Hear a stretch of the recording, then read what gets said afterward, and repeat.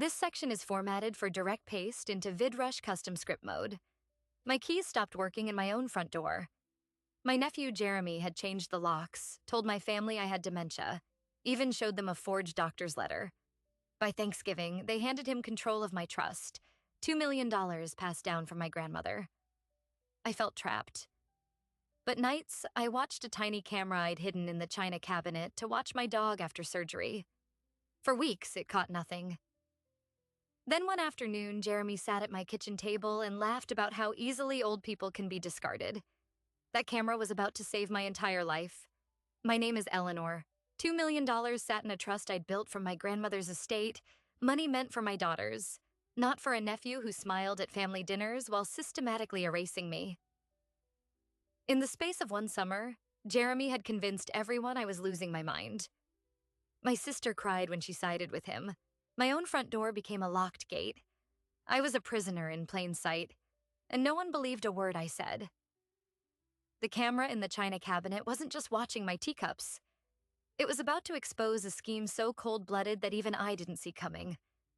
Jeremy was my sister's boy. I'd held him as a baby, taken him to the zoo when his father left, paid for his first semester of community college when money got tight. He had the kind of soft face that made older women want to trust him. I did. My daughters never liked him, said he was too chummy, always hanging around the house after my husband passed, always asking about my grandmother's trust. I told them they were being unkind. Jeremy was family. I'd built that trust for them, for their children, but I never imagined anyone close to me would try to steal it. The trouble started small. A missed phone call that he said I'd forgotten I was supposed to make. A jacket left in his car that I'd never seen before.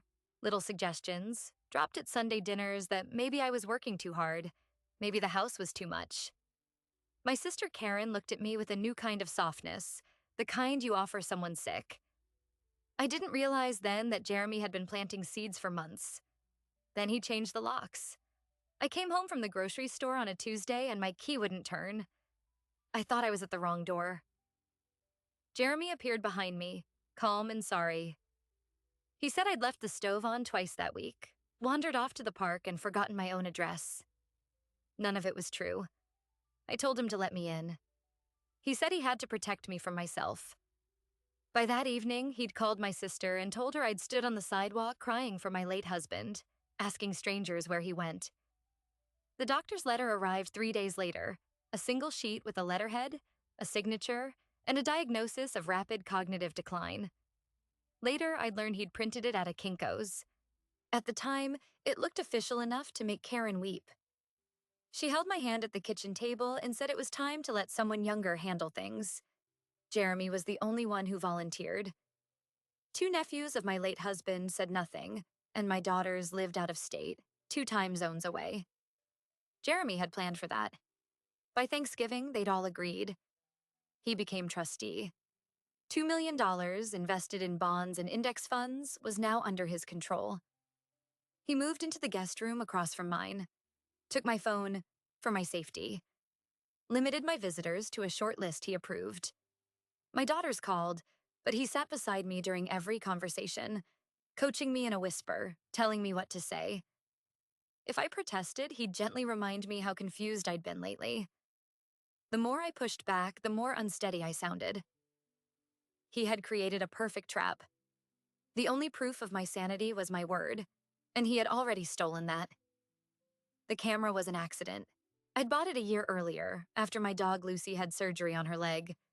It was a tiny motion-activated camera, tucked into the china cabinet behind a teacup my grandmother had painted. I'd forgotten all about it until a week into my imprisonment, when I was looking for a napkin ring and my fingers brushed its plastic case. The memory card was still in it. The battery had died, but I found a charger in my sewing box. Jeremy didn't know about the sewing box. He'd taken my laptop, my iPad, even the Roku remote, convinced they were tools I'd use to call for help. But he'd missed the old tablet I kept in the closet for reading recipes while I cooked. He took the phone, but I still had that. I plugged the tablet in at night, under a blanket, and began to watch. Most of the footage was nothing. The china cabinet faced the kitchen and part of the living room. I saw myself making tea, staring out the window, resting my hand on Lucy's head. I saw Jeremy moving quietly through the frame, opening drawers, looking through my mail. He was methodical, patient. Every day I watched him become more comfortable in my house, more certain that his plan was working. I hated the feeling of seeing myself through his eyes. A tired old woman, trapped in her own kitchen, slowly disappearing. But I kept watching. Nights were the only time I felt in control. The tablet glowed under the covers, and I'd rewind and replay, looking for something, anything, that could help me prove the truth. I marked the date on a tissue when he took a photo of my filing cabinet. I noted the time when he whispered into his phone about liquidating some assets. He was draining me, one quiet afternoon at a time. And I was collecting the evidence he thought I was too far gone to gather.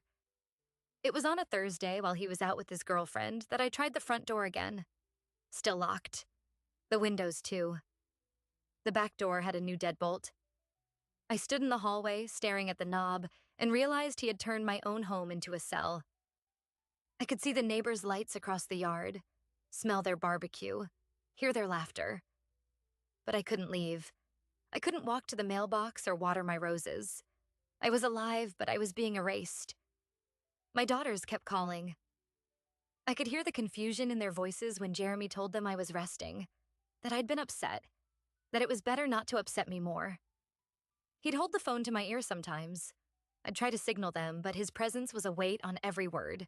One time I managed to say, "I need you to come." But he cut the call and told me I'd been crying about my husband. It was unbearable. The trust was structured to pay me a monthly distribution, enough to live, but not enough to attract attention. Jeremy began rewriting the schedule. A few thousand here, a few thousand there. He paid himself a caretaker's fee and started telling Karen I needed memory care. Memory care costs $8,000 a month. He said the trust could afford it for a while, but eventually we'd need to sell the house. My house. The house I'd raised my children in. He'd have me in a facility before Christmas, and the trust would be emptied into his account.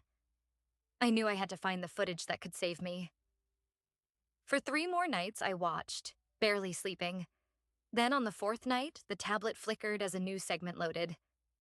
Jeremy walked into the kitchen with a woman I'd met only once, blonde, sharp-jawed, wearing a thin smile.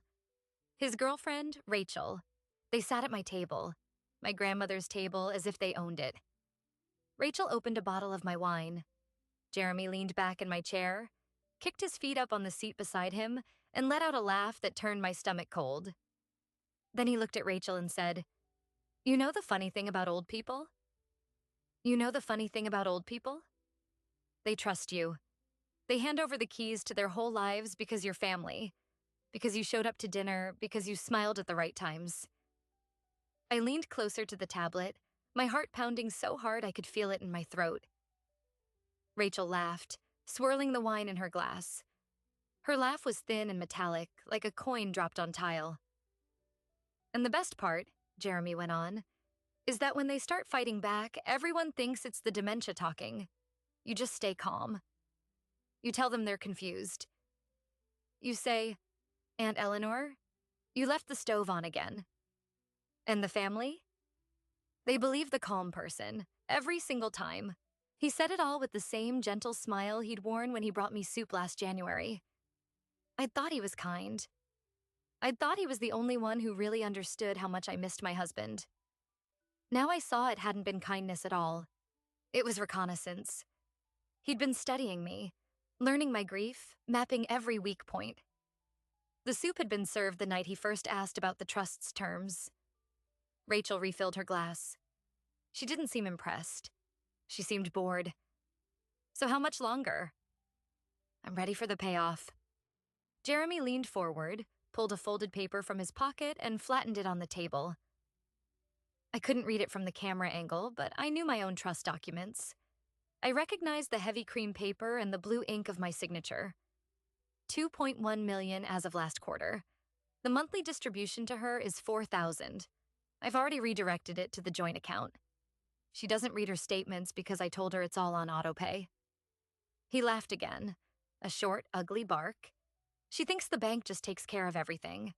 Next step is the house.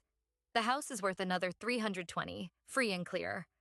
I'll have her in Sunrise Hills by December. Memory care unit, locked ward. Once she's in, no one questions anything. I liquidate the trust, sell the house, and we're gone. Rachel asked where they'd go, and he said Costa Rica, like he'd already bought the tickets. I sat in the dark, holding the tablet with both hands to keep it from shaking. My teeth were clenched so hard my jaw ached. He had my trust documents. He had my bank statements. He had a timeline for locking me away in a facility where I'd be medicated into silence while he emptied everything my grandmother had built. And no one, not my sister, not my daughters, not a single neighbor who saw me every morning, would question him.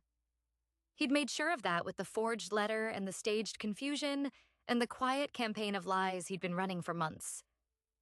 But then Rachel said something that reframed everything. She tapped the paper and asked, "What about the other account? The one at Community Savings?" Jeremy paused. His smile flickered. "That's separate. She doesn't know I know about it." $48,000 my grandmother left in a small account I'd nearly forgotten. Money meant for my youngest daughter's graduate school.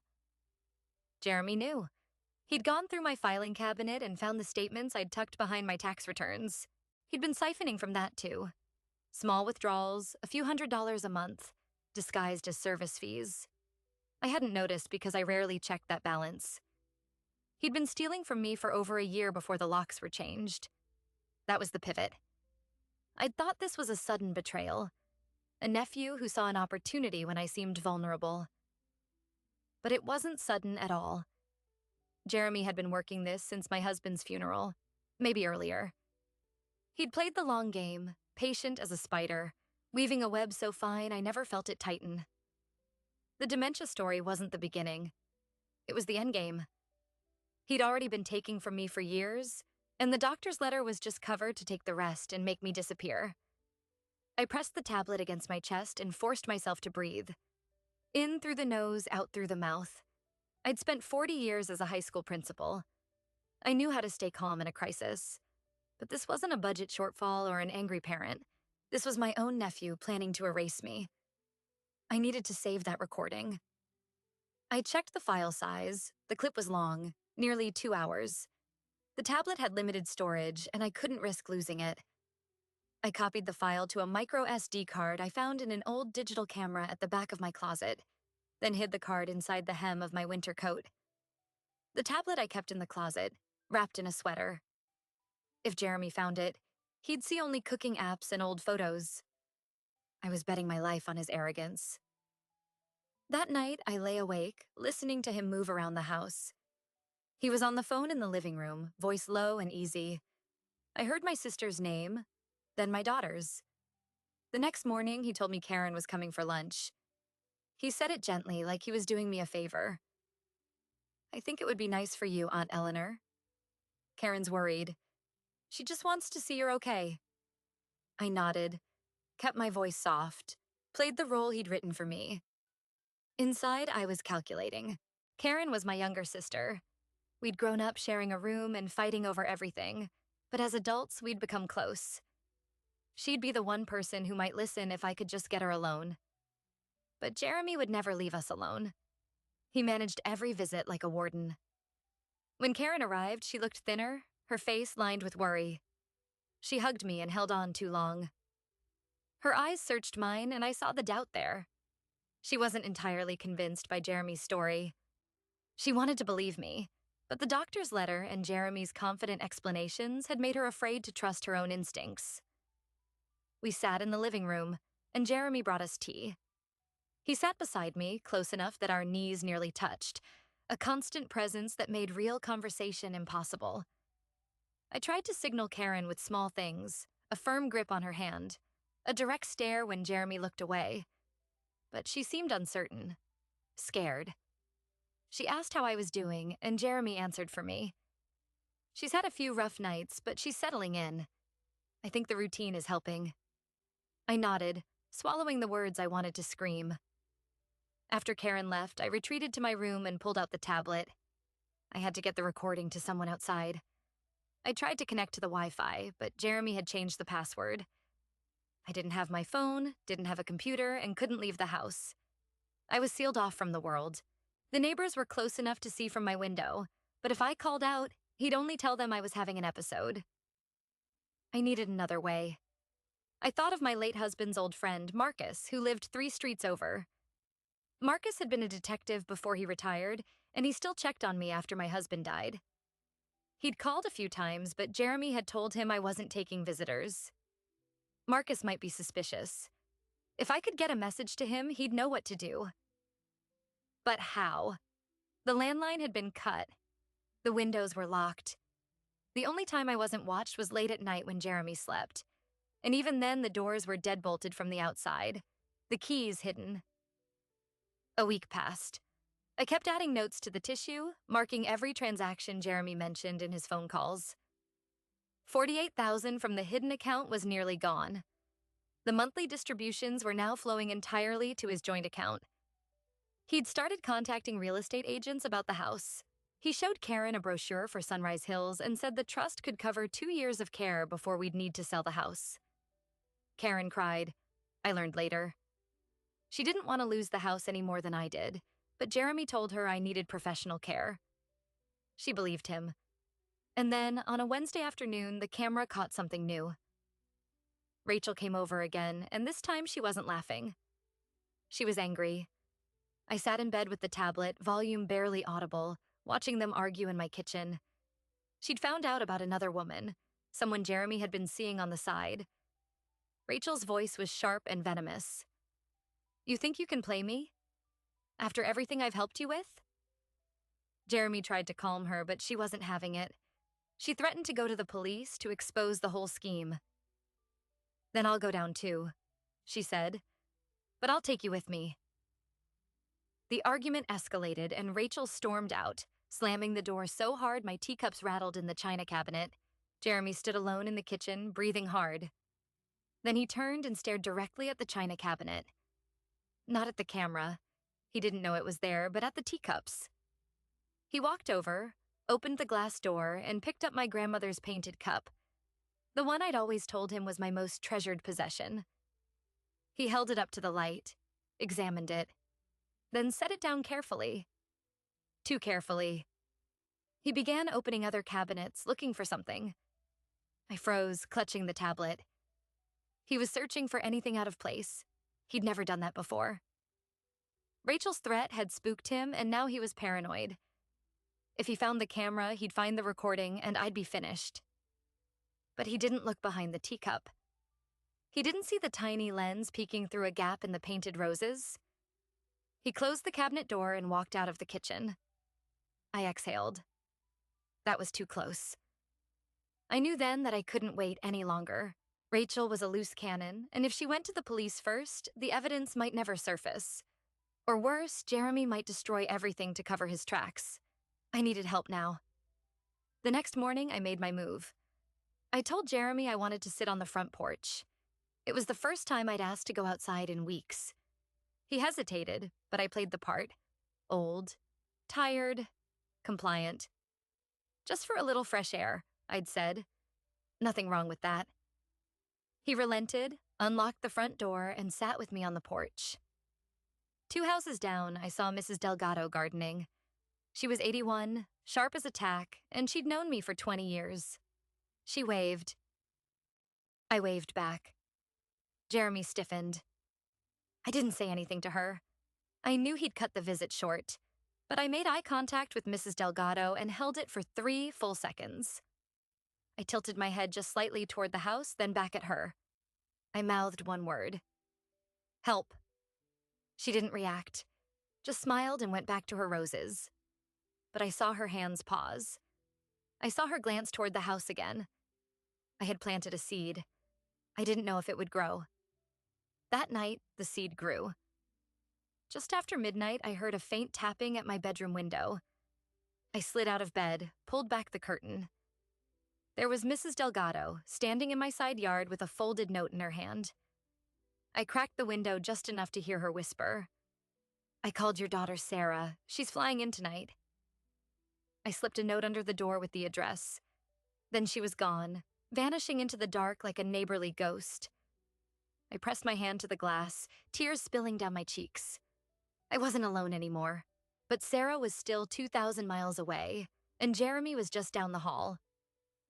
A lot could go wrong between now and the morning. I didn't sleep. I sat in the dark with my winter coat across my lap, the micro SD card of the recording pressed inside the hem. Every creak of the floorboards was Jeremy walking toward my door. Every whisper of wind through the window sounded like his footsteps. My daughter Sarah was on a red-eye flight from Seattle, and Mrs. Delgado had promised to pick her up at the airport, but I had no way to confirm any of it. No phone, no internet, no contact with the outside world except an 81-year-old neighbor who'd mouthed promises in the dark. That was my entire lifeline. Morning came slowly. Gray light filled the room. I heard Jeremy's alarm go off down the hall, then his footsteps, the shower running. Routine. He moved through the house like a man who believed he had already won. I dressed carefully, put on my coat, and waited. When he opened my door to check on me, I was sitting in the armchair, completely still, the coat folded over my lap. He smiled. "Sleep okay, Aunt Eleanor?" I nodded. He handed me a cup of tea, and I drank it even though my stomach was tight with fear. He told me he had errands to run. He'd be back in 2 hours. The front door clicked shut, and I heard the deadbolt slide into place. I was locked in again, but this time I knew a key was on the way. 2 hours later, I heard a car pull into the driveway. Not Jeremy's sedan, a different engine. I moved to the window. A rental car. Sarah got out of the passenger side, tall and serious, her face tight with worry. Mrs. Delgado was driving. They walked up to the front door together, and Sarah tried the knob. Locked. I pressed my palm against the window and called her name. She looked up, and I saw the tears start in her eyes. She mouthed, "I'm getting you out." Mrs. Delgado pulled a crowbar from the trunk of the car, but before they could use it, Jeremy's car turned the corner. He'd come back early. He pulled into the driveway, saw the rental car, saw Sarah at the front door, and his face changed. He got out slowly, hand in his pocket. The picture of calm. "Sarah, what a surprise." His voice was gentle, the false kindness I'd heard him use on me 100 times. She turned on him, furious. "You locked my mother in her own house. I'm calling the police." He spread his hands. "She's been having episodes. I have a doctor's letter. I'm just trying to keep her safe." Mrs. Delgado stepped forward. "She's not sick. I've lived next to her for 20 years. He said with a sad shake of his head. "Sometimes the neighbors don't see what's really happening." Then he unlocked the door and walked inside, closing it behind him, leaving Sarah and Mrs. Delgado on the porch. He came straight to my room. There was no kindness in his eyes now. "What did you tell them?" I said nothing. He didn't believe me. He pulled my coat from my lap and tossed it aside. The micro SD card stayed hidden in the hem, but he didn't search it. He was looking for a phone, a note, something I might have used. Then he saw the closet door slightly ajar. He walked over, threw it open, and found the tablet. I stopped breathing. He held it up, turned it on, swiped through the apps. The cooking app was there. The old photos. He saw nothing dangerous, but now he knew I had a device. He turned to me, eyes narrow, and said, "Who gave you this?" I didn't answer. He put the tablet in his bag and told me I wouldn't need it anymore. Then he called Karen. He said I'd gotten worse, that I was hiding electronics and accusing him of things. He said it was time to move me to Sunrise Hills immediately. "Tomorrow," he said. That night, I knew I had one final chance. Sarah had called the police from the driveway, but they'd told her it was a civil matter, that Jeremy had legal guardianship papers. They couldn't break down the door without a court order. So Sarah and Mrs. Delgado had driven away, but not before Sarah slipped a note under the back door, the one Jeremy never used. I found it after he fell asleep. "Meet me at the back gate at midnight.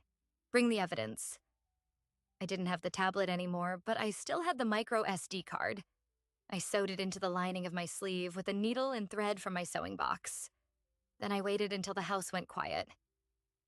At midnight, I crept through the kitchen. The back door was still deadbolted, but Jeremy had left the key in the lock after his errands. I turned it as slowly as I could. The bolt slid back with a click that sounded like a gunshot in the silence. I froze. No footsteps. I opened the door. Cold air hit my face. I hadn't been outside after dark in months. The stars were out, sharp and clear. I walked to the back gate. Sarah was there, along with Mrs. Delgado and a third person, Marcus, my husband's old detective friend. He hugged me quickly, then took the micro SD card from my sleeve. "I have a laptop in the car," he said. "I need to see what's on it." We sat in the Delgado's living room, curtains drawn as Marcus played the video file. The recording of Jeremy and Rachel at my kitchen table, laughing about old people, detailing the fraud, the fake doctor's letter, the plan to empty the trust and flee to Costa Rica. Sarah listened, her face turning from grief to rage. Marcus stopped the tape, his jaw tight. "This is enough for an arrest." But Jeremy had already moved so much money. The trust was nearly drained. The hidden account was empty. The house was listed. If Jeremy got wind of the police before they moved, he'd disappear. We needed to act fast, and we needed to make sure he couldn't run. That's when Marcus dropped the bombshell. He'd been doing some digging of his own in the days before Sarah arrived, prompted by the brief message Mrs. Delgado had passed along. He'd run Jeremy's name through some old contacts and found a pattern that turned my stomach. Jeremy hadn't started with me. He'd done this before, twice. The first was his own grandmother, my sister Karen's mother-in-law, an elderly widow in Ohio who had died in a memory care facility 2 years ago, her savings completely gone. The death was ruled natural causes, but Marcus's contact said the bank records showed systematic withdrawals in the year before she died, all signed by Jeremy. The second was a disabled neighbor in the town where Jeremy used to live, a man with early Parkinson's, who lost his house to a caretaker who later vanished. That caretaker had used a fake doctor's note. "The same handwriting," Marcus said, "as the one Jeremy showed your sister." I stared at him, unable to speak. Jeremy hadn't just targeted me, he had a history of finding vulnerable people, wrapping himself around their lives and draining them dry before discarding them. And I was simply the latest. The stakes weren't just my freedom. If Jeremy escaped, he'd do this again to someone else, and someone else after that. The evidence on that micro SD card wasn't just my salvation. It was the key to stopping a predator who'd been operating undetected for years. Sarah was already dialing the police, but Marcus stopped her. "If we call it in, they'll send a squad car to the house and he'll bolt before they knock. He knows the layout. He'll be gone in 60 seconds. We need to contain him ourselves and call them once he can't run." It was dangerous, but he was right. Jeremy was paranoid after Rachel's outburst. He'd cleaned out the tablet. He'd be watching every move. The wrong siren would send him over the back fence. We made a plan. Mrs. Delgado would call the non-emergency line and report a prowler on the street. A vague distraction that would bring a patrol car nearby, but not to the house. Marcus would go in through the back gate and position himself near the garage. Sarah and I would confront Jeremy directly, with the recording playing on a phone speaker, so he knew he was caught. The goal was to prevent him from fleeing until the police were close enough to move in. It was a lot that could go wrong, but it was the only option we had. I walked back into that house with Sarah beside me. The front door was still unlocked from when I'd left. The lights were off. Jeremy was upstairs, asleep. Or so we thought. We made it as far as the kitchen before the light snapped on. Jeremy stood in the hallway, fully dressed, a small bag over his shoulder. He'd been awake the whole time, packing. He saw me and Sarah, then saw the micro SD card in Sarah's hand. His expression didn't change, but his knuckles went white around the strap of the bag. "You think that little card is going to save you? The police are already on their way." Sarah's voice was steady, but I could feel her shaking. Jeremy looked at me, and for the first time since this nightmare began, I saw real fear in his eyes. Then he reached into his pocket and pulled out a key. Not a door key, but a safety deposit box key. I recognized it. It was the one I kept in my jewelry box, where I'd stored my grandmother's original trust documents and a dozen other irreplaceable papers. He'd cleaned out the box. "I didn't need the trust after all," he said, his voice quiet and menacing. "I liquidated it weeks ago. That account you thought I was siphoning? Gone. You can clear your name, Aunt Eleanor, but you'll do it in a house that isn't yours, with a trust that no longer exists." He smiled, and it was the cruelest thing I've ever seen. "Then you'll have to explain to Sarah what kind of legacy you actually left her." Sarah lunged at him, but he darted back down the hallway toward the garage, moving fast. Through the window, I saw Marcus step out from behind the shed, blocking the driveway. Jeremy saw him too, juked left, and vaulted the side fence into the neighbor's yard. He was running. The chase was on, and everything we had built to stop him now hung on whether Marcus could catch him before he vanished into the night. Looking back, I still think about that teacup, the one my grandmother painted, sitting right in front of the camera lens. It was so small, so ordinary, and yet it watched over me when no one else could. Jeremy had erased nearly everything. My voice, my reputation, my control over my own front door. But he couldn't erase that little camera, and he couldn't erase the truth once it finally had a witness. He thought old people were easy to discard because we're quiet, because we trust, because we don't fight back the way younger people do. He was wrong. Silence isn't weakness. Sometimes it's just waiting for the right moment to speak. The days after his arrest were a blur of paperwork and police statements and long phone calls with lawyers who specialized in elder financial abuse. The trust had been liquidated, but because Jeremy was caught before he could flee the country, the courts froze the remaining assets. About 60% was recovered, mostly from the joint account he'd opened. It wasn't everything, but it was enough to save the house. My daughters came home. Sarah stayed for 3 weeks, sleeping in her childhood bedroom, making me tea and sitting with me on the porch. My other daughter, Claire, flew in from Denver and cried in my arms for an hour. We talked about the inheritance, but mostly we talked about trust. How easily it can be weaponized when you love someone. We agreed to restructure everything, add more oversight, involve more family members. No one person should ever hold that much power over another's life again. Jeremy took a plea deal. The video recording was so damning that his lawyer didn't even try to fight the fraud charges. Combined with the evidence Marcus uncovered about the previous victims in Ohio, he's serving 14 years in federal prison. Rachel was charged as an accessory. She turned state's evidence and received a reduced sentence. Karen, my sister, came to me months later, hollowed out by guilt, and asked if I could ever forgive her for believing him. I told her that predators like Jeremy don't just manipulate their victims. They manipulate everyone around them. She was a victim too, just in a different way. It took time, but we're healing. Slowly. But here's the thing that still keeps me up at night. Jeremy wasn't a criminal mastermind. He was a man who understood one simple, terrible truth. Our systems are not designed to protect the elderly from their own families. All he needed was a forged letter and a calm voice. He knew that doctors rarely double-check letters from concerned relatives. He knew that banks don't flag transactions when a trustee has legal paperwork. He knew that the police would call it a civil matter until it was almost too late. The whole scheme relied on the fact that no one was watching closely enough. And for most older people in my position, no one ever does.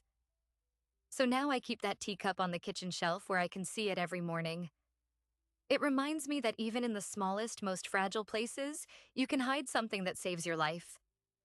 It also reminds me to check in on the older people in my neighborhood, to ask questions when something feels off, to be the kind of neighbor Mrs. Delgado was to me. Because a lot of them don't have a camera in the china cabinet. They just have silence. If this story meant something to you, please leave a comment and tell me. Would you have been able to forgive a family member who believed the lie? And if you want to hear more stories about ordinary people who fought back against the people who tried to erase them, subscribe to this channel. Sometimes the quietest voices have the loudest truths.